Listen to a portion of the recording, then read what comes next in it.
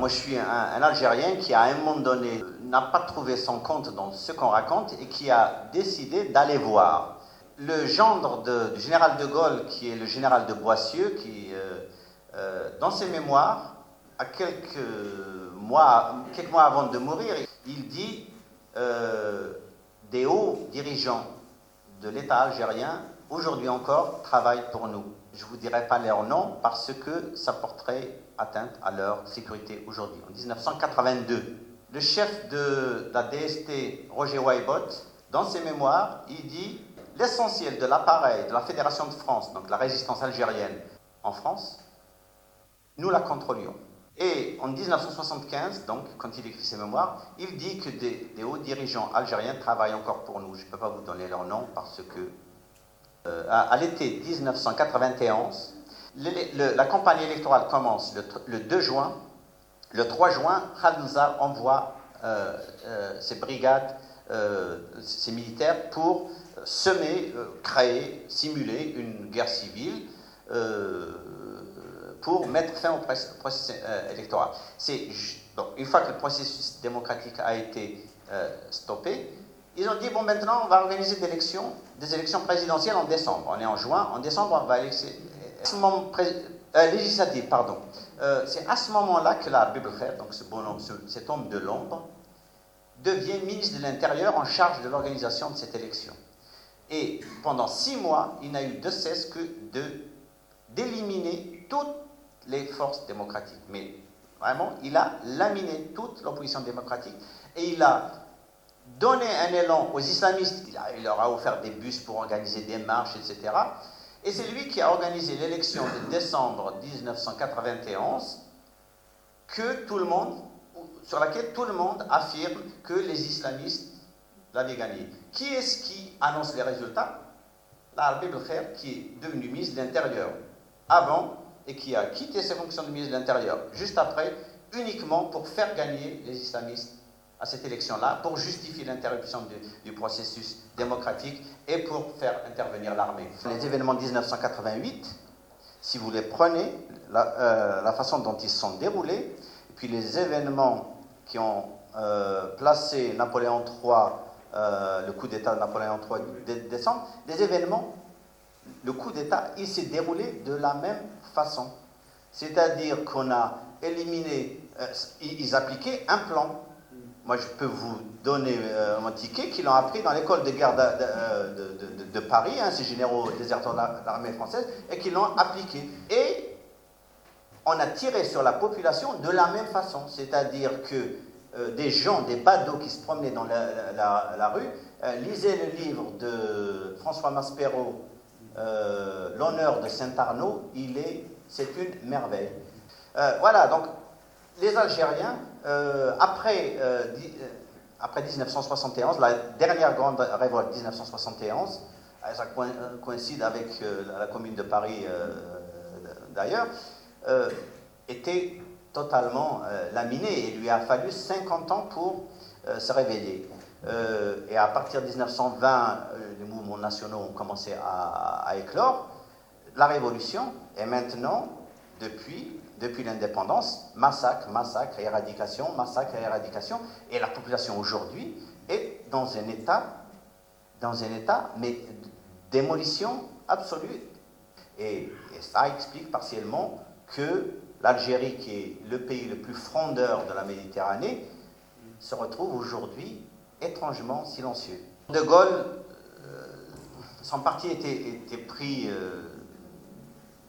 de nombreuses années avant qu'il revienne au pouvoir. Pour lui, l'indépendance de l'Algérie était quelque chose d'inéluctable. En 1947, il disait à ses proches on ne peut pas intégrer une population, et puis il utilisait des images que n'oserait pas prononcer Jean-Marie Le Pen aujourd'hui, en disant imaginez 200 députés en turban à l'Assemblée nationale. Vous vous rendez compte? Le problème, c'est que quand il arrive au pouvoir, De Gaulle, il est dans une situation d'un bonhomme qui était totalement isolé dans une administration qui lui est pas acquise. Il vient au pouvoir par l'intermédiaire d'un coup d'État maquillé. Et Constantin Melnik, justement, raconte très très bien ça. Il a dit que le pouvoir, il tenait, on était 3 ou 4 autour du Premier ministre à tenir le pouvoir. Et bon, il fallait se débarrasser très rapidement du boulet algérien. Et l'expression qu'il a utilisée, le dégagement, est assez significative. Il faut qu'on dégage. Et il fallait sauver l'essentiel. Et pour lui, et il le dit clairement, pour lui, c'est l'indépendance énergétique et la dissuasion nucléaire.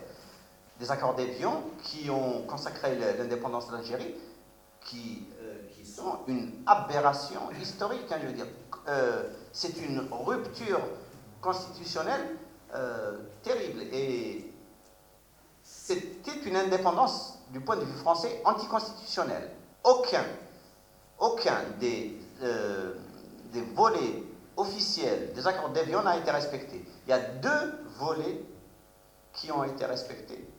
Ils ne sont pas dans le texte officiel, ce sont des accords secrets sur les approvisionnements en pétrole et sur les essais nucléaires au Sahara.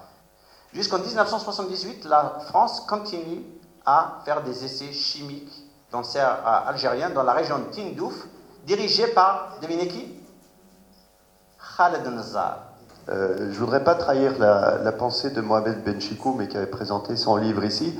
Lui aussi a des mots très très durs sur les islamistes. Alors, moi, ça m'a fait plaisir de voir que devant votre livre, vous avez une vision un peu plus universaliste et que finalement, vous auriez l'histoire aurait été moins dramatique si ces élections étaient allées au terme.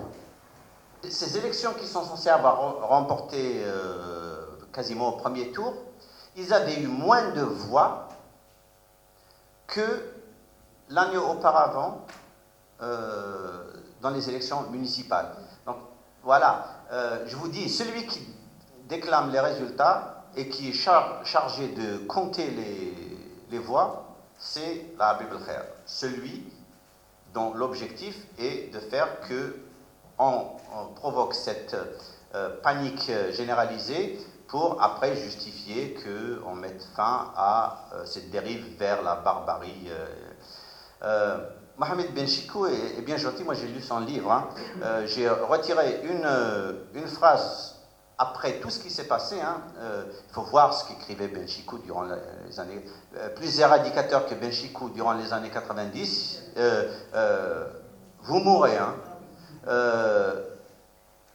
Et après, il s'est fait avoir lorsqu'il y a eu des élections. En fait, c'est le DRS, c'est l'actuel patron de la sécurité militaire algérienne qui voulait s'amuser un petit peu. Hein. C'est tout faire Diane.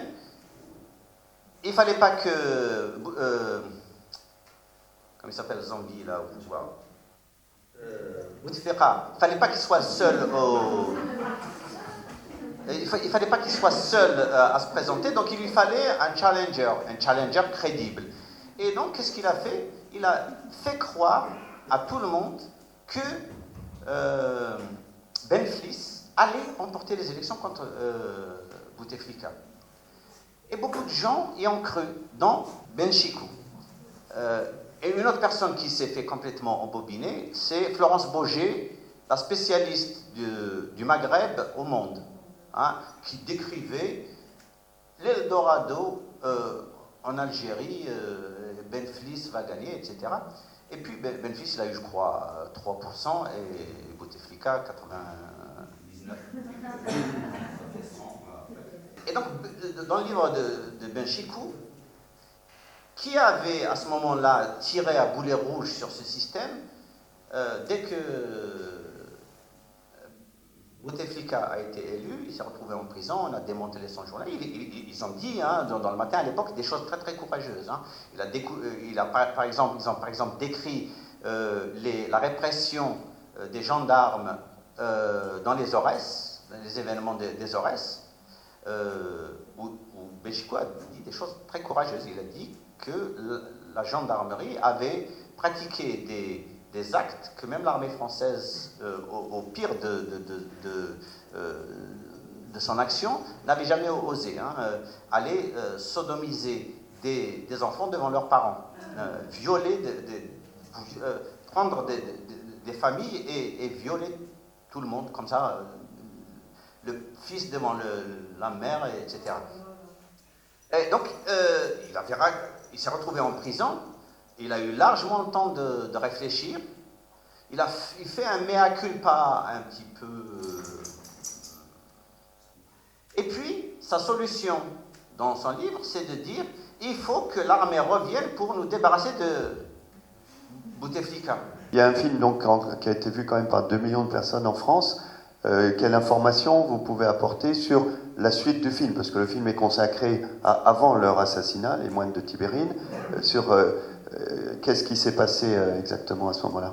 La vérité officielle, c'est que Djamel Zitouni a assassiné les moines de Tibérine. La réalité, c'est que justement dans cette bataille, à l'époque, en fait, les moines de Tibérine ont payé les frais d'une bataille franco-française entre Charles Pasqua et Alain Juppé. Le fameux général Mohamed Lahamari, il est venu à Paris, il a dit « Je veux le silence en France, parce que nous allons éradiquer. » Et Charles Pasqua lui a offert le silence. Qu'est-ce qu'il a fait, Charles Pasqua, pour justifier son aide aux généraux algériens que Alain Juppé ne voulait pas donner? Il fallait montrer que la menace, elle était en France aussi. Et vous vous souvenez tous de Folembray, où pendant des jours, on voyait des dizaines et des dizaines d'islamistes arrêtés à l'aube, et c'était un réseau terroriste qui était démantelé. C'était l'opération Chrysanthème. Et tout le monde voyait la menace islamiste à Paris, même autour de Paris. Et tous ces jeunes-là, systématiquement, ont été relâchés sans que personne n'en parle les jours d'après. Le seul sur lequel on a trouvé des éléments probants pour attester de son action terroriste, c'est un bonhomme sur lequel on a trouvé un fax d'un texte revendiquant des attentats. Or, un juge français a décidé de regarder d'un peu plus près ce fax, et il a vu qu'il avait un petit trait qui était significatif d'une machine qui appartient à la DST. Mais, dans l'opinion, une vague terroriste a été empêchée en France. Donc, je vous dis, c'est cette bataille entre Pasqua, qui veut aider les généraux et qui leur a envoyé des armes, des hélicoptères de vision nocturne, des armements sophistiqués, contre l'embargo européen. Et c'est avec ces appareils-là, justement, qu'on a mitraillé les moines. À l'époque, c'était complètement loufoque. Aujourd'hui, tout le monde sait que ce sont les services algériens, c'est-à-dire que des diplomates français, des diplomates italiens, des responsables des services secrets disent que la version officielle, c'est du n'importe quoi. Là, ils ont commis peut-être le crime qu'ils n'auraient pas dû, le crime de trop. La corruption, évidemment, ça avait commencé avec un contrat pour l'achat de gaz algérien. La France, Mitterrand, avait signé un prix qui était 30% plus cher que le prix international. Celui qui négociait, c'était Claude Chesson.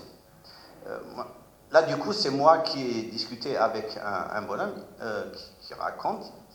à la table des négociations, il raconte, il dit j'écoutais Claude Chesson, je ne savais pas si c'était un ministre algérien ou si c'était un ministre français.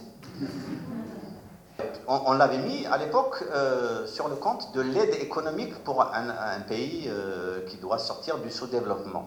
Le pouvoir français a dit on paye au trésor algérien. La Bible ça clique. Ils ont dit non. Le surplus, vous nous le payez en Suisse. Le 12 février, il y a une grande manifestation qui est appelée en Algérie. Est-ce que c'est le début de la révolution algérienne? J'ai remarqué qu'au moment où la Tunisie et l'Égypte font des blitzkrieg, des révolutions éclairs et le dictateur s'en va, en Algérie, on dit on va faire une marche le 12 février. Et c'est une marche convoquée par l'opposition algérienne. Alors, il n'y a pas d'opposition algérienne structurée. il y a le DRS, point. Il me semble, mais je ne mettrai pas ma main au feu, que cette marche-là, elle est organisée de telle sorte à ce que progressivement ça s'effiloche et que ça mène à rien du tout. Sauf que si un jour ça devait exploser, que ce soit le DRS ou qui que ce soit qui l'organise, une fois que, et ça c'est le pari que je peux faire, c'est qu'une fois que ça sera parti cette fois-ci, ça sera terminé. Merci beaucoup pour cette soirée passionnante à poursuivre avec la lecture du livre.